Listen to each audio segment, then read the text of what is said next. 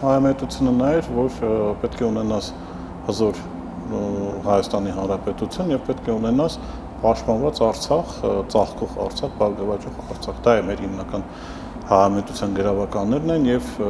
ես միշտ ասել եմ, որ եթե Արցախը չի լինելու հայկական, ապա ում պետք է այսպեսի Հայաստանի Հանրապետությունը եւ փաստացի իմ խոսքերս ապացուցեցին ժամանակով եւ քաղաքականությամբ, որովհետեւ Հայաստանը առանց Արցախի արդեն համարյա թե որևէ մեկին հետաքրքիր չի։ Ինչ պետք է մենք անենք, իհարկե պետք է մենք վերգտնենք մեզ, հա, որը կարող է տեղի ունենալ միմիայն իշխանափոխությամբ, բայց ազգային իշխանափոխությամբ, որովհետև եթե մենք փոխենք Ռուսիա ասած շլնամուլը եւ Հայաստանը շարունակի այս կեղծ եվրոպական վեկտորը, հա, որը Հայաստանին ոչ միտեղ չի տանում եւ